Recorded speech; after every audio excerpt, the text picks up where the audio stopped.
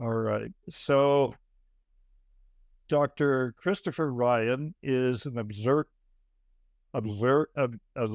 observer, commentator, and fellow experiencer of the human condition.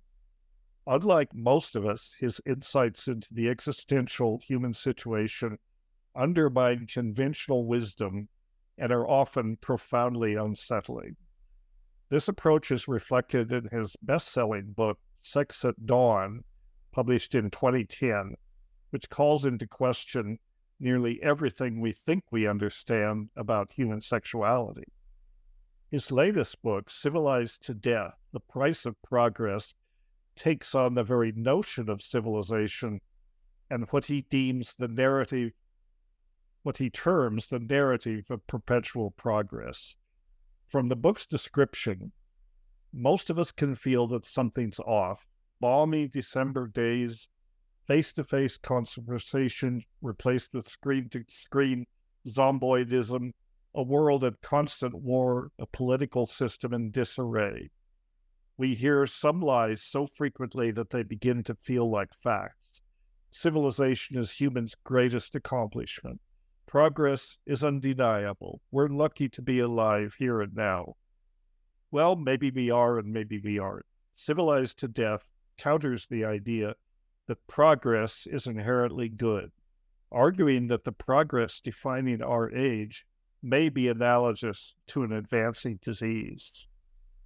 The ideas Chris Ryan unpacks in this book have reframed much of what I assumed to be true about civilization and the evolution of our species. It has been a most unsettling experience, as much as it has been edifying, stimulating, and enlightening. Chris, we are delighted to welcome you to the Brain Forest podcast. Thank you. Thank you. I'm very happy to be here. Thank you. Well, there is so much to talk about. I have my cocktail party Civilized to Death cheat sheet in front of me, but I think I guess the best way to do is to ask you, why were you motivated to write this book, and what are you hoping people are going to learn from it? Because I found a great deal to learn myself. As I said in the introduction, it's challenged many of my assumptions about practically everything about the human situation. Well, when I was working on Sex at Dawn, which is sort of a similar book looking at the prehistory of human sexual evolution, I realized I can't talk about sexuality because sexuality is so intrinsic to human experience. I can't speak about it without speaking about the context within which sexual behavior occurs. So we need to talk about not only intimate relationships between sexual partners, but parenthood and how power is configured in hunter-gatherer groups that our ancestors lived in for hundreds of thousands of years. Nutrition and health and all these sort of aspects of what I call, and others have called, the neo-Hobbesian paradigm, right? Mm-hmm. Thomas Hobbes very famously said that before the advent of the state, human life was solitary, poor, nasty, brutish, and short. And the more I was researching, both in my doctoral dissertation and in Sex at Dawn, all these different aspects of human life before the advent of the state, the more convinced I was that Hobbes was wrong on every point. Solitary, no. These people lived in intimate communities, extremely intertwined and dependent upon one another, cooperative, egalitarian. Women and children were held in the same esteem as men, by and large, in hunter-gatherer groups. So certainly not solitary. Poor, well, poverty is a relative concept, right? You're only poor if your neighbor has more than you. And also, if you have enough, then you don't feel poor. And one anthropologist who studied hunter-gatherers, an Israeli anthropologist, she said that hunter-gatherers are interesting because although they have virtually nothing, in terms of material possessions, they go through life acting rich. They act as if they have no concern at all for tomorrow and, where are we going to find food? They're not saving for a rainy day. There's none of that kind of scarcity-based behavior, whereas modern humans who, in material terms, are incredibly wealthy, act upon the assumption that there's never enough. So we're constantly hoarding, constantly worried about tomorrow. Can I retire? What if I get sick? What if this happens? What if that happens? So certainly not solitary, not poor, nasty, brutish. Well, there's all sorts of interesting data about the fact that war didn't really occur until the advent of agriculture, because before the advent of agriculture, there was nothing really worth fighting over. If nobody has anything, what are you going to take? What are you going to risk your life to take, Besides which everyone shares everything, right? Exactly, right. It's more collective culture. Yeah. Right. And in fact, what you see, even outside of your group, what you see is traditions of incredible hospitality, some of which persist to this day in places like Afghanistan and very remote places. If you walk into a village in a place like that, there's a frenzy to make you feel welcome, to give you the best food and a place to sleep. And, people take care of strangers. They don't attack and kill strangers. So all these assumptions, and then short, of course, everyone thinks hunter-gatherers died at 30 or 35 years of age. And, we've doubled the human lifespan, which is one of the most intensely propagated pieces of false propaganda that I can point to. In fact, hunter-gatherers live into their 70s typically. And the idea that people were old at 30 or 35 is purely based upon the statistical misunderstanding of average lifespan at birth. It's true that many children died before they reached 10 years of age in hunter-gatherer groups. That's true. No avoiding it. And so if you take everyone who's ever born and look at how, at the age of death and average it out, you get about 30 or 35, but that doesn't mean that anyone was ever old at 30 or 35, right? So that's nonsense. Anyway, so, I sort of was seeing how this vision of prehistory was so politicized and distorted, and the average person, or even medical doctors. I taught in a med school in Spain, and every year I had to explain to these med students, like, no, we have not doubled the human lifespan. That hasn't happened. And so in Sex at Dawn, I in the middle of the book, I folded in a few chapters, very brief: politics, economics, violence, and these things. Just sort of, the way you give a dog a pill, right? I thought everybody's going to be interested in the sex stuff, but they're not. This is a little dry and not as interesting, so I'll just slip it in there and they won't notice. And I ended up getting a lot of emails from people, including book agents, who said, that stuff was really interesting. The sex stuff was interesting, but I'd like to know more about the politics and the parenting and the childbirth, and, how did they deal with the elderly people who couldn't keep up with the group? How do they deal with, someone who's got a terminal illness, and how do they conceive of, religious ideas and life after death and all these other aspects of our hunter-gatherer past? And so as, when Sex at Dawn hit and suddenly I had some leverage as a writer and I could pretty much pitch whatever I wanted for my next book, I had a couple of ideas. I had an interesting conversation with a literary agent, and I had a follow-up to Sex at Dawn that was, very much about sexuality and the sort of conflict between our innate sexual appetites and the world we live in and the demands of modernity and all that.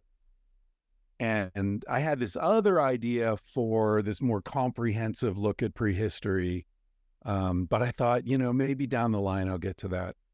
Anyway, I told him about the ideas, and he said, well, look, if you write another book about sex, you're going to be the sex guy. Like, that's going to be your career, right? And if you want that, great. But if you write another big idea book like the one you're talking about that eventually became Civilized to Death, he said, then you could be a big idea guy, and then you could write about whatever, and your career would probably be much more interesting. I thought that was good advice. It was not welcome because it's a much bigger project than the other book would have been, and it took a lot out of me to write this book. But I think he was right. I think it's an excellent book. I think we have so many assumptions, some of which are outlined in your cheat sheet. We start with this basic premise that civilization is superior, and therefore it's a superior institution, and therefore we must be superior because we invented it. But what your book makes clear is not so fast. That forager cultures, nomadic cultures actually did live like rich people in a sense. They had everything they needed. They were not preoccupied with material possessions because they carried everything around, and they had such tight-knit social networks that was the strength. Everyone looked after each other. The way that children were raised, completely different than the sort of often authoritarian approach we have. The way that women are treated, much more egalitarian in these cultures. So what I gathered from your book, among many other things, is that there was a point about 13,000 years ago when there was catastrophic climate change and on a global scale, and that forced the invention of civilization in a sense, as climate, resources began to run out and people became, preoccupied with accumulation of things, mostly food initially. How are we going to, stave off starvation when the abundant resources that these other earlier cultures lived in, those are now threatened? So civilization was kind of it was a bargain that we had to make, or at least we thought we had to make, to ensure the survival of our species. But in some ways, it was a devil's bargain because we had to sacrifice so much, what we had before in order to come up with these civilized solutions or this civilization. And many of the problems that civilization, the medical breakthroughs, technological breakthroughs, those sorts of things, are all seen as part of progress. But in fact, they were forced upon us by civilization in a certain way. I mean, civilization created the problems, many of these problems of shortages and so on, inequality, and it's been a trap ever since. I mean, we can't just back out of it. We've been forced into this, and in the process of doing that, we've invented technologies that enable us to proliferate like crazy on the planet, and that's a big problem, that, there are so many people now and so dependent on the infrastructures like industrial agriculture and this sort of thing just to keep us alive, that we can't just step back and say one day, well, gee, this isn't working for us. Let's all become foragers. Yeah. I mean, that may be the ideal life, and that may be closer to how people are meant to live. But what do you do in this situation where we stand now? Is there any way we can't return to a foraging type culture? It's not even a civilization. What is our existential choice at this point in history, which history itself being an invention of civilization? Yeah. Well, I think that you're right. There's no going back to the garden, as it were. But I think there's a lot of value in understanding the context in which our species evolved. And I mean that both physiologically and culturally, as far as hunter-gatherers go. Because understanding the sort of default setting of human psychology, of human sexuality, of human nutrition, of what kind of, how much activity we need. Our bodies have expectations that have been built into us over hundreds of thousands of years. Oh. And so those expectations, when they're thwarted because of a mismatch between our evolved predispositions and the availability of the society that we happen to live in, we suffer. We suffer stress, and that manifests physiologically, psychologically, sexual dysfunction, all sorts of ways, digestive problems. And a lot of people are blaming themselves. A lot of people feel guilty that they're not happy. If you live in the best possible time in the history of humanity, as many people proclaim, then why are you unhappy?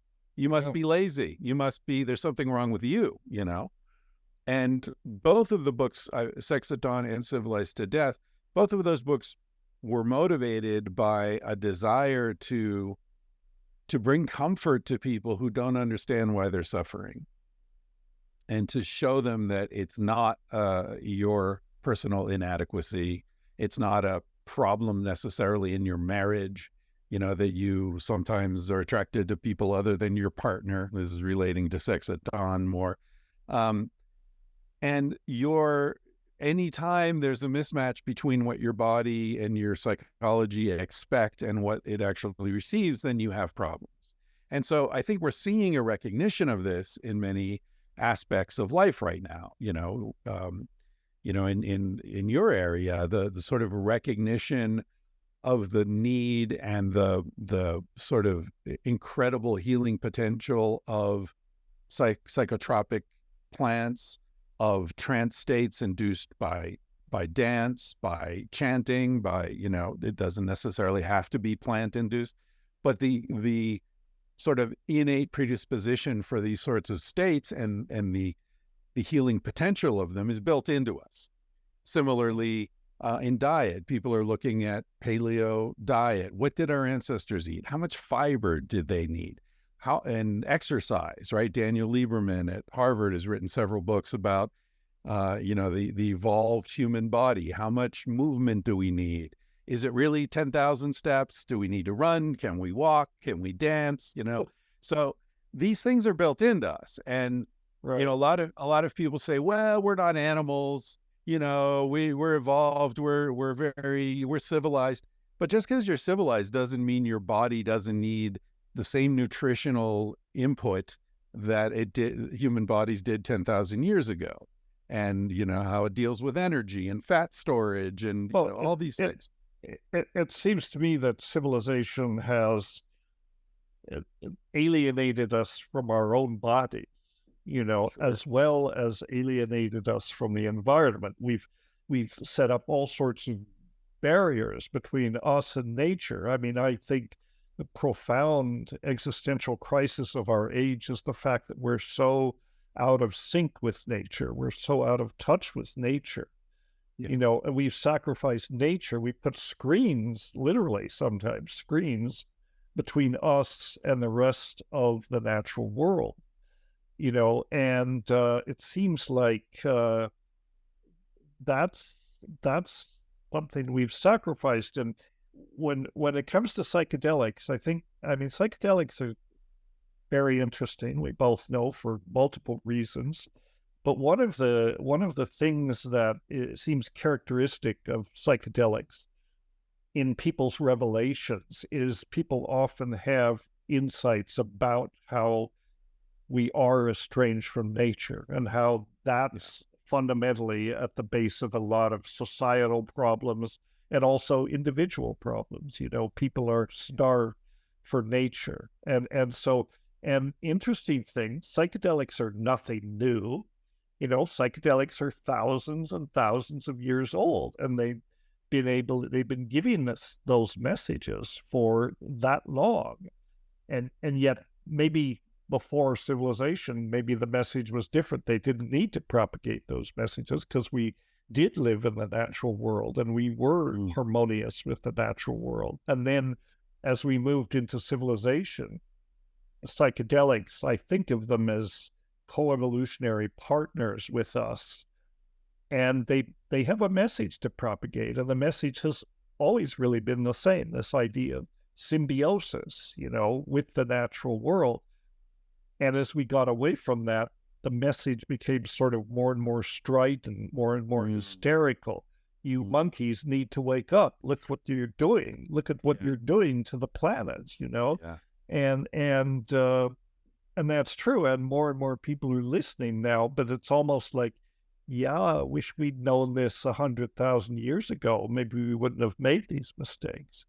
So now here we are. That something that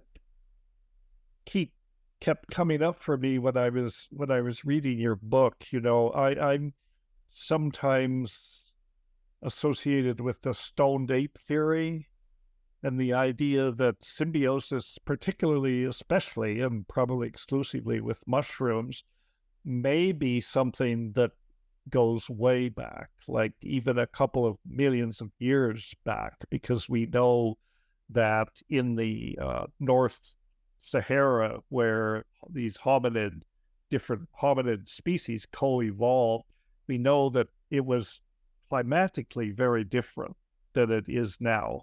It was much wetter. There were cattle in that. There was regular rainy seasons. It was an ecology where mushrooms had to be there. The fossil evidence for cattle is there, hominids and so on.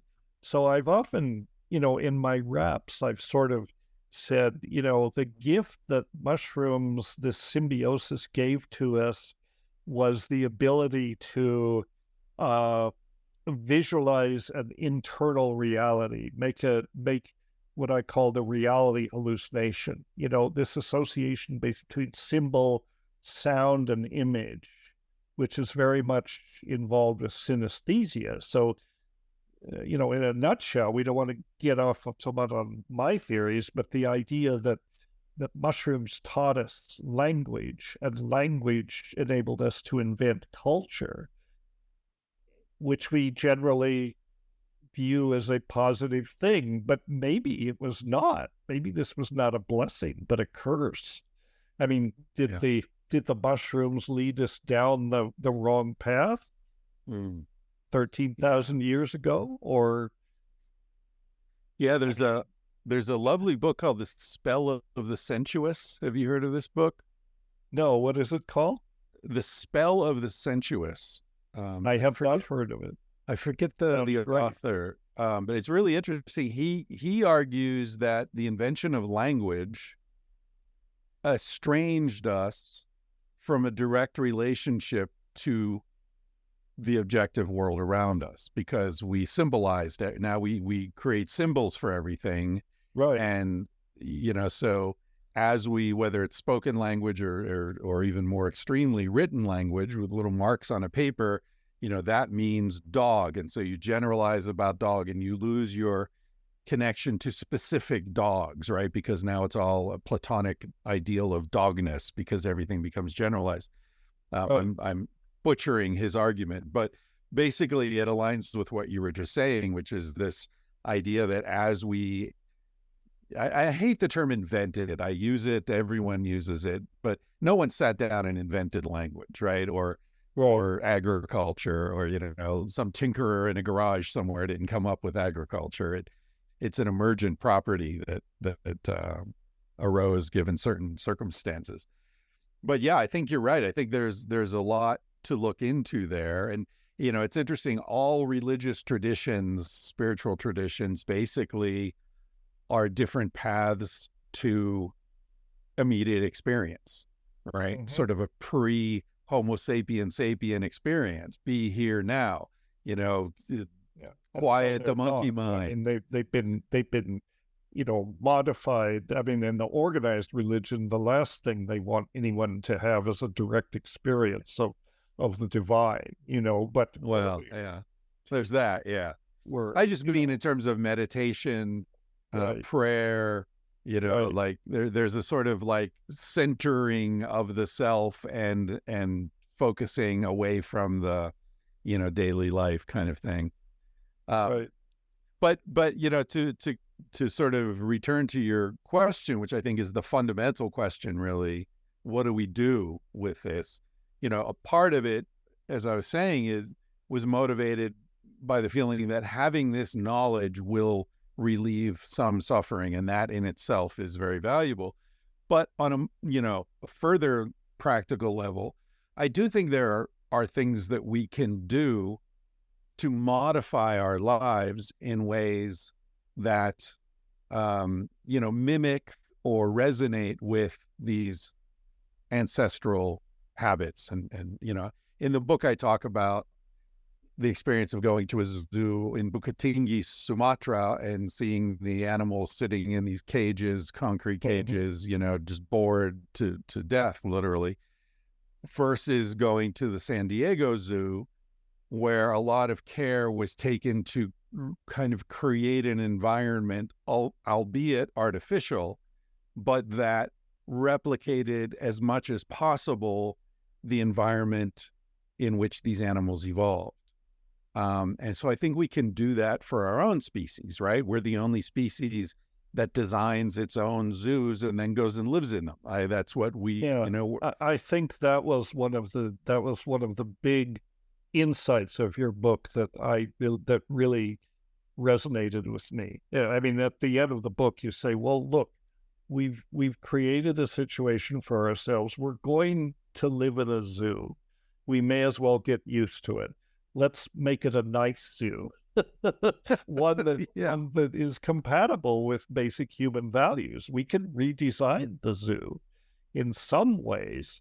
What concerns me, I mean, and ideally we could be able to do that. But what I'm concerned with basically is that would work. You could redesign the whole terrestrial environment and our place in it if there were something like 1 billion people, or maybe a couple of billion people. The Earth could easily support that number of people. 8 billion, it gets very problematic, because then you're forced to rely on these extractive industries, massive agricultural complexes, and technology, to keep the whole thing going.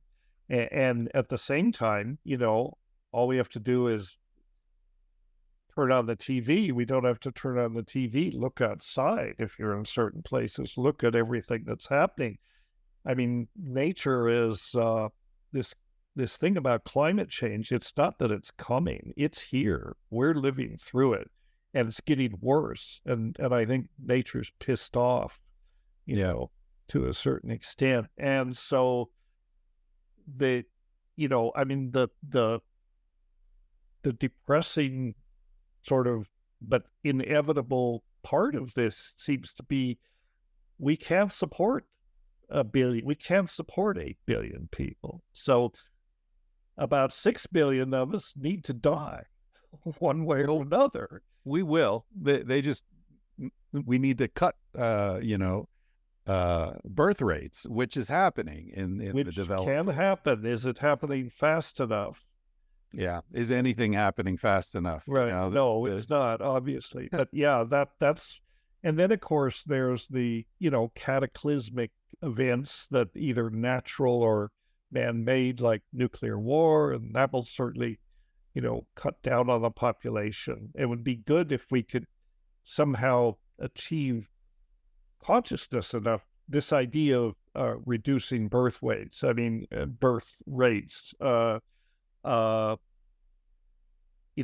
If every woman could in her own mind, or if there could be agreement among women that they'll not have more than one child, in a couple of generations, that could cause a demographic collapse. But, the Chinese tried to impose this, and it didn't work. It's got to come from the people that make the children, and that's the women. And if it comes from their hearts and their spirits, then it's possible. But it's not. You can't declare that people can only have one child. I mean, it just won't work. But I do think I think, as always, how you frame the issue or the perspective from which you view an issue determines what you see. So, often I feel that the world is spinning out of control or circling the drain, as some of my doctor friends say. But another way of looking at it on my more hopeful days is that a lot of the sort of grand historical trends are coming together in interesting ways. AI, for example, artificial intelligence is in the news, suddenly in the last few months. And that appears to be a big deal because of the threat to labor markets, right? The threats, everything is becoming automated, jobs are going away, and self-driving trucks. And that's trucking's the major number one employer in something like 15, 20 states. What's going to happen when there are no truck drivers? Lots of labor disruption. At the same time that, if we had any kind of wise government, which obviously seems further away than ever, but if there were wise government joined with this massive labor disruption, and we arrived at a point where we agree that a minimum basic income is necessary because there just aren't jobs, right? But the society is creating incredible wealth, and we're creating more wealth than ever. It's just badly distributed, right? So if we, whether through revolution or wisdom or however we get there, if we could get to a place where we all agreed, like, okay, we're going to have to distribute the money. People have a right to a basic, decent level of income just because they exist. And we're going to incentivize people not to have kids. So if you don't, because one of the major reasons that people have kids is to have someone to take care of them in their old age. Yeah. Right? I mean, around the world, that's the main reason. So if there's a global basic income and we say, look, if you don't have kids, you're guaranteed through life, you're going to get $2,000 a month in local currency, whatever it is. If you do have kids, you'll get $1,800 a month if you have one kid. If you have two kids, you get $1,600 a month, and so on. Incentivize it, so you're not saying you can only have one kid. There's no enforcement. There's no, just if you don't have kids, you get a little bit more money. That combined with security through old age, I think most people probably wouldn't have kids if they didn't have the economic incentive. And another thing I think can be very helpful is if we, and this relates to the whole hunter-gatherer paradigm, if we're more living in communities with more interaction and egalitarianism and cooperation, for example, myself and my partner, neither one of us wants to have kids, but we really like kids. So if we were in a place with friends and our friends have kids, we'd be more than happy to take care of those kids for a week. You guys go on vacation, enjoy yourselves. Your kids will hang with us. They know us. They've known us since they were born. You trust us.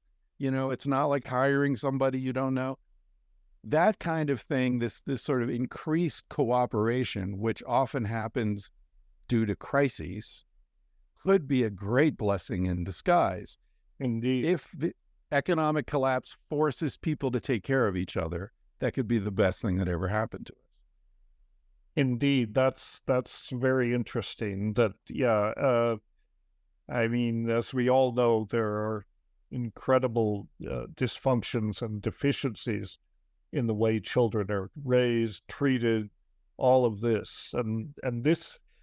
But it seems like, in order, like a society that is capable of saying things like everyone deserves a livable income, children deserve to be looked after and not suppressed, and all of these things that seem to people like you and me, who are probably a kind of a liberal, left-leaning bent, there are great factions and people now, I think a lot of it is fear-based, but the stance that, well, if you don't work, then you're not worth anything, and you don't deserve support. You're just a lazy bum. Better you should not get any of the benefits society has, or children are monsters if we don't impose discipline on them, if we don't bend them usually to our notion of, what is religious and moral and so on. And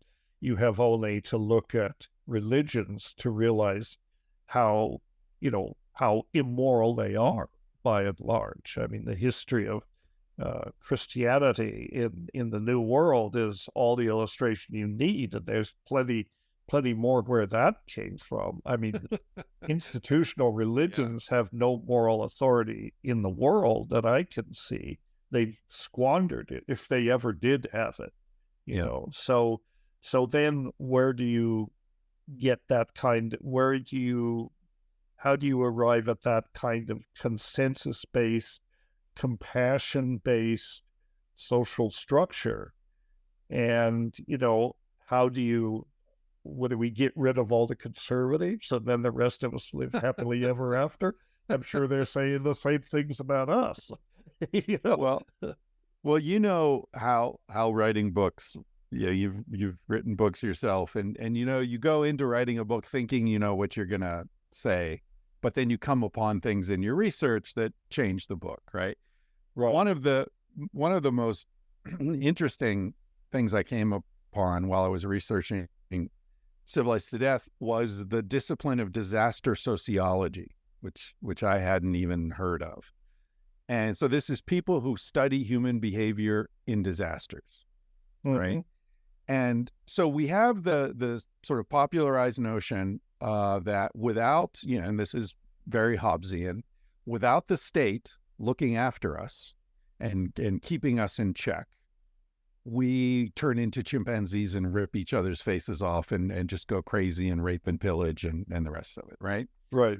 And so we have, sort of mythological celebrations of this notion in the form of Lord of the Flies, right? Which every kid is forced to read.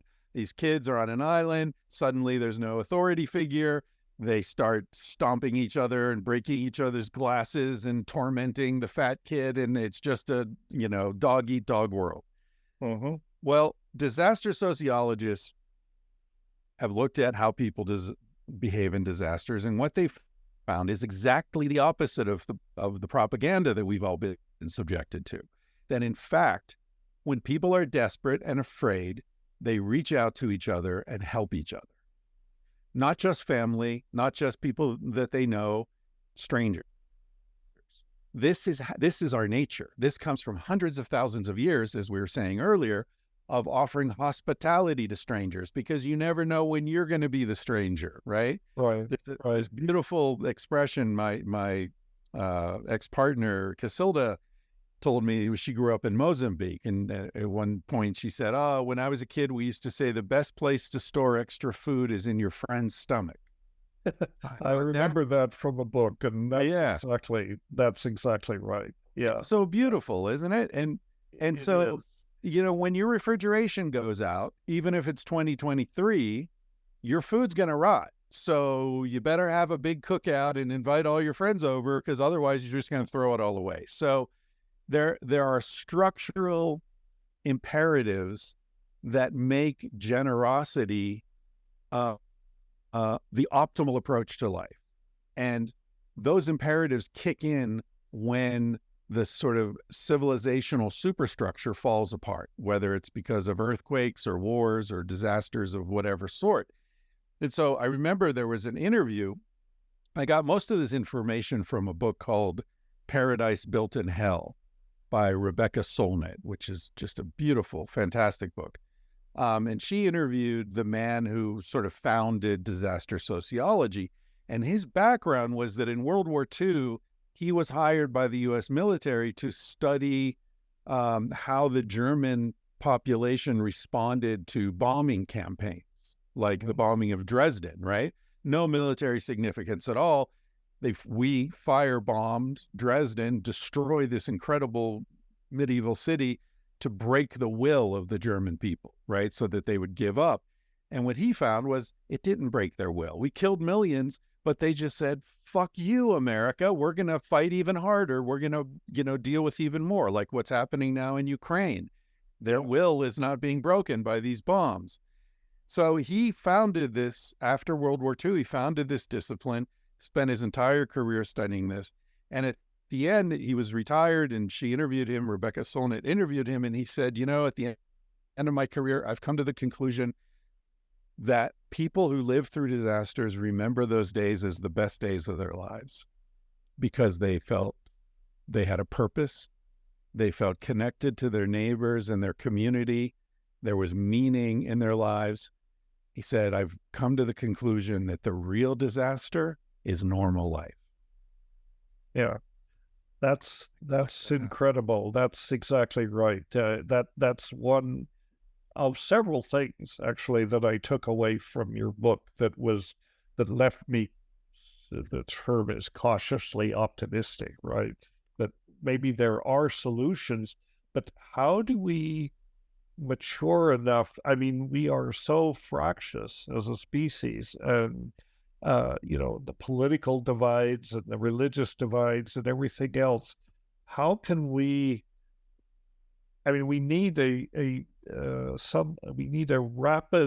way to mature rapidly, to expand our perspective.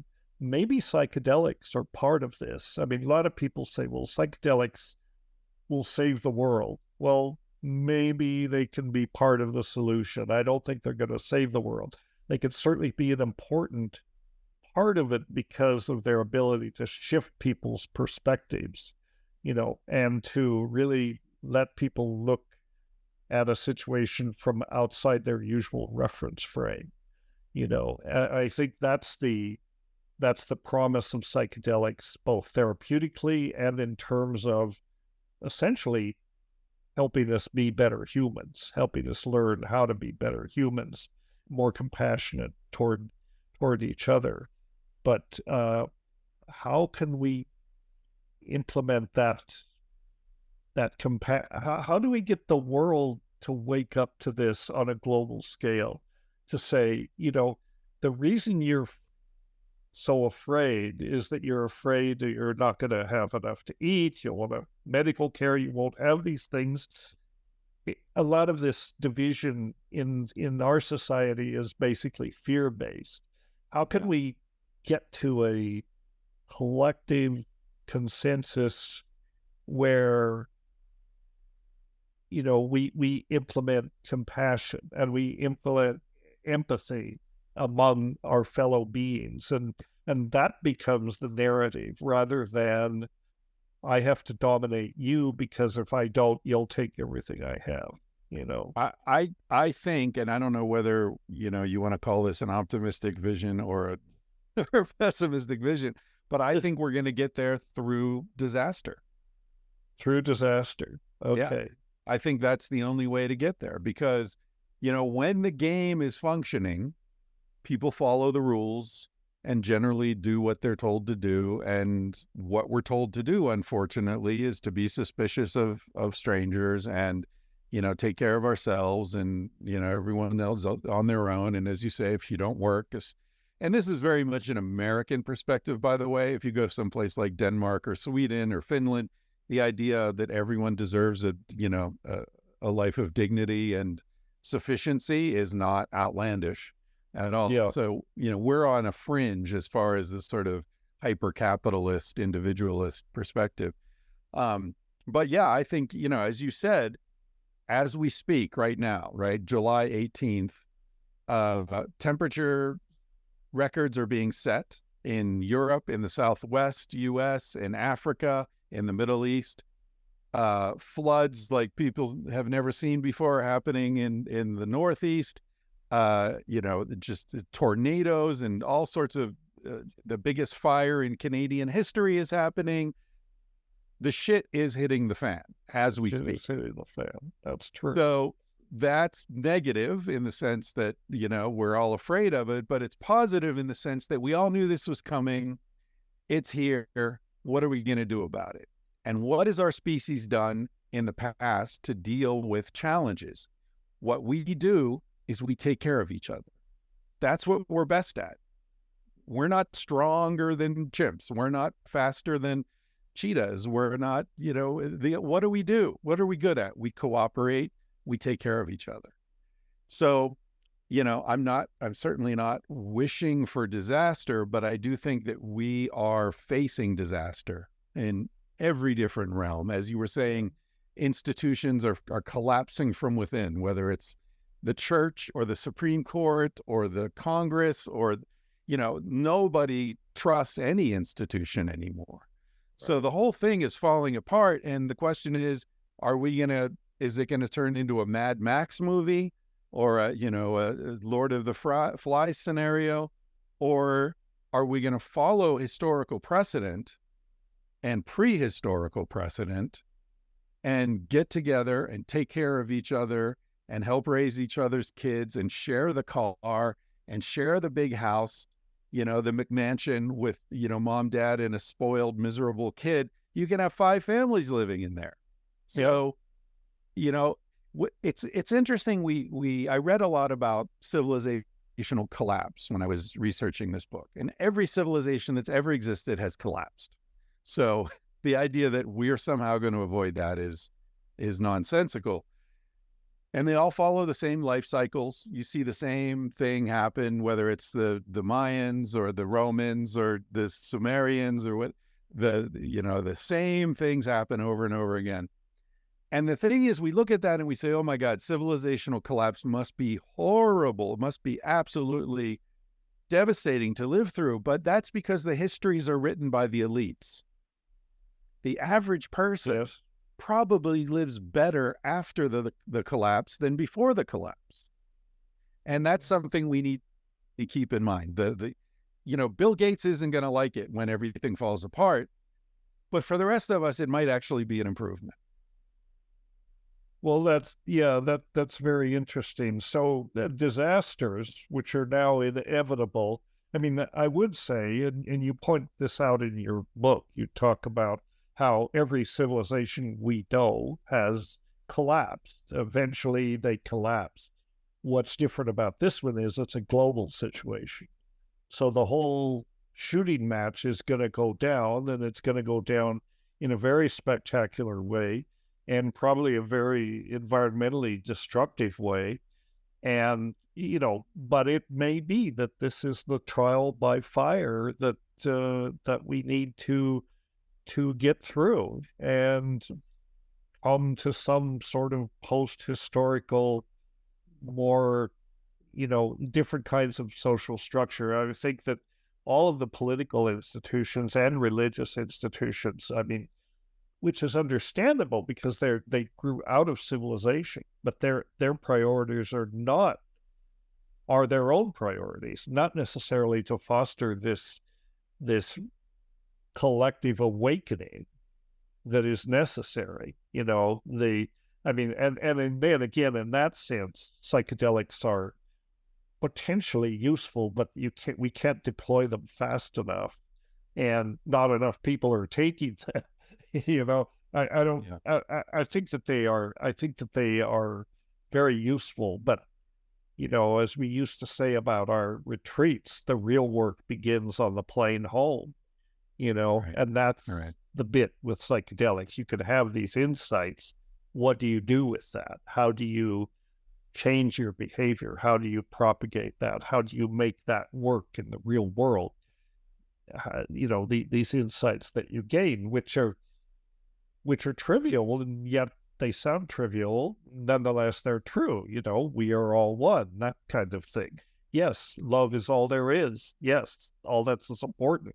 How do we take those from abstractions or insights into actual practice? And that's the tricky part. I mean, it's no matter what happens, we're in for some rough times ahead. Yeah. But I think the cliche about the Chinese word for crisis and opportunity is the same. I don't even know if that's true. I've just heard it so many times. But certainly every crisis is an opportunity. And when you have multiple crises converging the way we do now, environmental, political, health, everything seems to be falling apart. I think it presents us with a huge opportunity to revolutionize our experience. Certainly, I don't envision massive social change on a grand scale. What I envision is the system falling apart enough that it frees us up to do things that have been prohibited up till now. Like I mentioned, what's stopping 3 or 4 families from sharing a big house? Well, zoning laws, that's what's stopping them. But if the value of real estate collapses to the point where, whatever municipality or owner has that house is going to be happy if anyone's paying rent, if anyone's living in it, then the zoning laws change and there's more flexibility, right? Like lots of places you're not allowed to have chickens in your yard, or you're not even allowed to hang your laundry outside. You have to have a dryer. It seems ridiculous, right? But as environmental crises propagate, as hunger, income inequality propagates, maybe those laws change and like, hey, enough people are starving. Let's let them have chickens in their yards, right? We have to adjust to this. So that's what I'm hoping. I'm hoping that as the pillars of civilization weaken and start to topple a little bit, it opens up more flexibility for people to do what they need to do to take care of each other, whether it's growing food, having animals. But can institutional transformation happen fast enough? That's the thing. I mean, if you look at the climate situation, they're talking 10 years, kind of at the outside. Can we pivot, adjust, and deal with this in that amount of time? I mean, it seems like we're in a race we either wake up or everything is fucked up and it can't be saved. I don't know. And it's a question of how rapidly, you talked about the changes in zoning laws, and you're absolutely right. But these are inventions of civilization.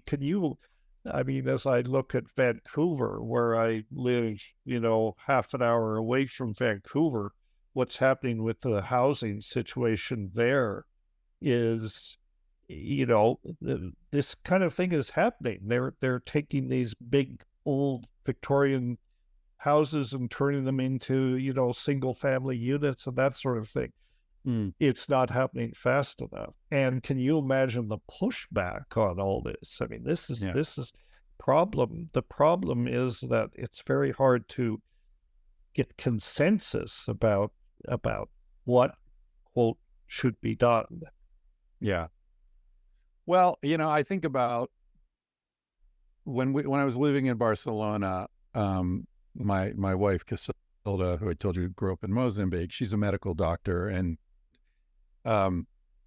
she's a beautiful spirit. And one day she made I came home, I was out doing something. I came home and she had this giant pot of curry that she had made, like just huge. And it was just the two of us living in the apartment. And she said, I want to take this.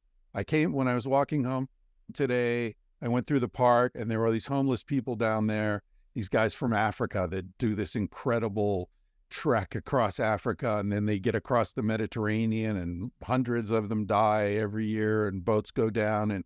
And she stopped and was talking with them, and they're really nice guys. And she said, I want to take this pot of curry down there and feed everybody. And of course, we went down, and within 20 minutes, the police came and said, what are you doing? Where's your permit? Where you're not a restaurant. How do we know this is? And I was like, these guys are homeless. These dudes like just came here across the Sahara, they're not worried about our, but that's the kind of thing where when everything's sort of humming along more or less normally, that's what happens. But imagine if, the power goes out for a week. There aren't going to be any cops down at the park telling you can't feed people. No, they're right? going to have their own problems. Yeah. I've often wondered, a few years ago, maybe 10, 15 years ago now, there were episodes in the summer where large cities lost power. There were blackouts. Right. For like a few days. And I thought, well, a few days, everybody's coming together, but a few weeks, they're going to be cannibals in the streets, man. I mean, if it comes to that, because we depend so much on this infrastructure. Yeah. I mean, just from my own personal point of view, if it weren't for the internet, I could not survive. I mean, I have medical devices, I have, all of these things. We depend on so much of this technology, and it's, I mean, once you are trapped in that relationship, you can't really get out of it. I mean, I can't change my health status so that I don't need blood pressure medications, for example. Now I need them. They are a necessity.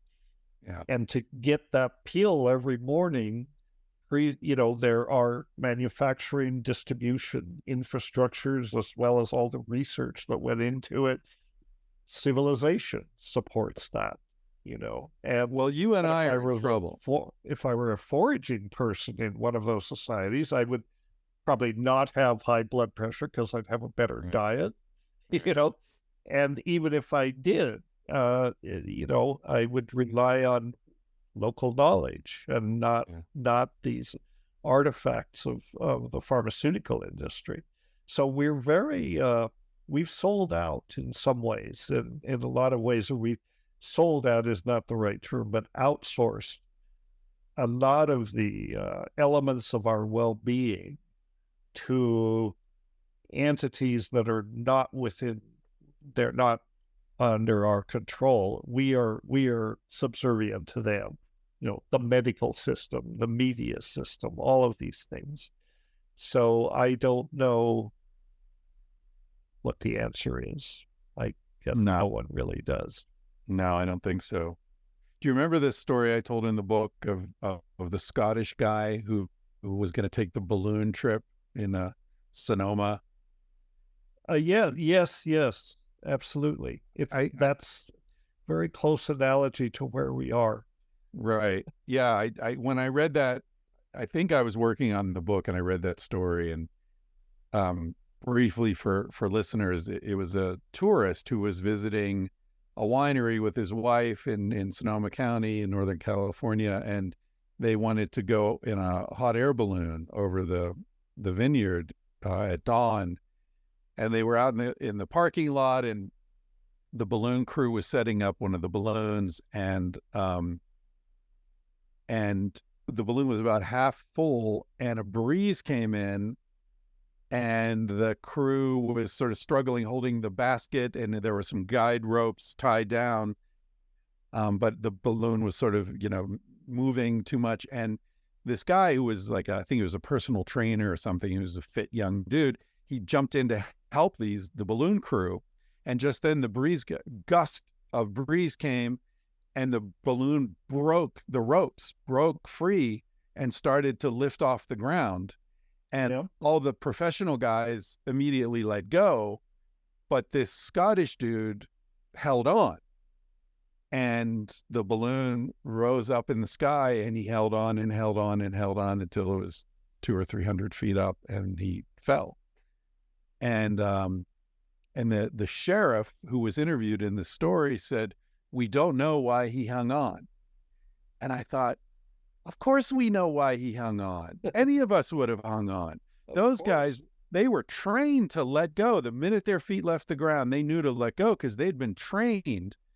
But a normal person would hang on because you would think, well, if I let go now, I'm going to fall 10 feet and I might twist my ankle. So I'm going to hang on because the balloon's probably going to come down. But the balloon doesn't come down. And that's, to me, when people say, well, we invented civilization, we didn't invent civilization. we just grabbed on to something that we thought was a good idea at the moment. And as you say, it's just been ratcheting up ever since until we're totally dependent upon it. And we have a totally unsustainable global population. And so we're definitely painted ourselves back into this corner. But I don't think it's intentional, right? I don't think anyone ever, sat down and said, well, if we do this, we'll have more leisure time and we can invent art or, whatever. No, it's in that sense, it's not an invention. It's something. It's the accumulation of various responses to different challenges, and it all gets to be kind of a schmozzle eventually. And a schmozzle. There's no in a lot of ways we are that person that couldn't let go, and but maybe that's the take-home lesson here. We have to be more like the professionals who knew when to let go. And this guy who, for whatever reason, decided to hang on for dear life and lost his life. So maybe that's the juncture our species is at. We are at a turning point where we have to, realistically assess the sacrifices we need to make. We need to learn to let go, and everybody's so invested and clinging to whatever it is they're clinging to. It's very hard to let go. So we somehow need to distance ourselves from that. We have to have a more species, I guess, oriented perspective and less individually oriented. So I don't know. Well, Chris, it's been a wonderful conversation. I think we could go on all afternoon.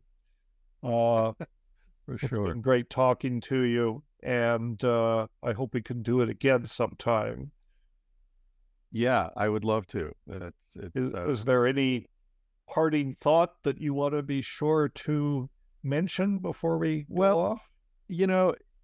I think when I'm looking for a positive note to end on, one thing I often think about is the story told by Robert Sapolsky. I'm sure you're familiar with his work. He's a neuroscientist at Stanford, primatologist, fascinating guy. He's published lots of books. And he's been studying the same baboon troop in Kenya for probably 30 years now, since he was in grad school. And he goes back every year. And baboons are nasty. They're very hierarchical, very abusive to females and young, and they're a nasty piece of work. And he went back one year and he saw that they'd built a hotel near this troop that he studies. And there was a dump behind the hotel. And the troop took over the dump. And the people at the hotel threw out some meat that was tainted with tuberculosis. And what happened was the high status males ate that meat and they all died. And in the absence of those high status males, the troop adopted a much more relaxed live and let live approach to life. And he thought, well, that's not going to last long because males from other troops will come in and take over, and there won't be anyone to defend these females and lower ranking males. But in fact, what happened next year, he went back, he saw that there were new males in the troop, but they had adopted the relaxed lifestyle that they encountered when they came to the troop. And so this has persisted for over a decade now. This is a very unusual troop of baboons that's very peaceful relative to normal baboon behavior. So the takeaway from that is that if we can establish a culture that has values that are actually pro-wellness and supportive of these values that I think most people hold innately, there is power in that can override other considerations. So cultural change can happen very rapidly and it can be very lasting. Well, on that note, we'll conclude. I thank you very much. Your book is a lot of food for thought, and this conversation will add to that. So I urge everyone to buy this book, Civilized to Death, The Price of Progress by Chris Ryan. It's a wonderful book. It'll open your eyes. It'll make you think. So, and it certainly reframed for me the way I think about civilization and just about everything else. So thank you so much for coming on. Oh, thank you, Dennis. It's been a real pleasure. All right. Have a good day. I'll let you know when we're posted. Okay. And once you get this thing up and running, let me know. And, I can have you on my podcast to help spread the word. Okay. Yes, absolutely.